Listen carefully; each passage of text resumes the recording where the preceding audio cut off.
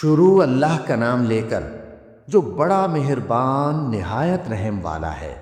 فجر کی قسم اور 10 راتوں کی اور جفت اور طاق کی اور رات کی جب رخصت ہونے لگے، اور بے شک یہ چیزیں عقل مندوں کے نزدیک قسم کھانے کے لائق ہے، اس بات پر کہ کافروں کو ضرور عذاب ہوگا۔ کیا تم نے نہیں دیکھا کہ تمہارے پروردگار نے قوم عاد کے ساتھ کیا کیا، جو ارم کہلاتے تھے، دراز قد مانند ستونوں کے، کہ تمام ملک میں ایسے پیدا نہیں ہوئے تھے؟ اور سمود کے ساتھ کیا کیا، جو وادی قرا میں چٹانیں تراشتے تھے؟ اور فرعون کے ساتھ کیا کیا، جو خیمے اور میخیں رکھتا تھا؟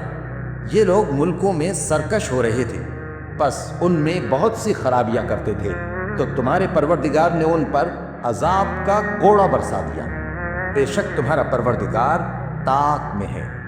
اگر انسان عجیب مخلوق ہے کہ جب اس کا پروردگار اس کو آزماتا ہے کہ اسے عزت دیتا اور نعمت بخشتا ہے تو کہتا ہے کہ میرے پروردگار نے مجھے عزت بخشی، اور جب دوسری طرح آزماتا ہے کہ اس پر روزی تنگ کر دیتا ہے تو کہتا ہے کہ میرے پروردگار نے مجھے ذلیل کیا۔ یوں نہیں، بلکہ تم لوگ یتیم کی خاطر نہیں کرتے، اور نہ مسکین کو کھانا کھلانے کی ترغیب دیتے ہو، اور میراث کے مال کو سمیٹ کر کھا جاتے ہو، اور مال کو بہت ہی عزیز رکھتے ہو۔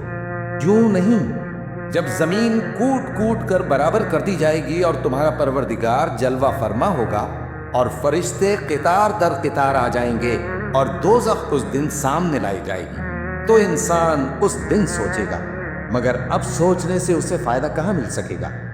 کہے گا کاش میں نے اپنی اس زندگی کے لیے کچھ آگے بھیجا ہوتا، تو اس دن نہ کوئی اللہ کے عذاب کی طرح کا عذاب دے گا، اور نہ کوئی اس کے جکڑنے کی طرح جکڑے گا۔ اے اطمینان والی جان، اپنے پروردگار کی طرف لوٹ چل، تو اس سے راضی، وہ تجھ سے راضی، سو تو میرے خاص بندوں میں شامل ہو جا اور میری بہشت میں داخل ہو جا۔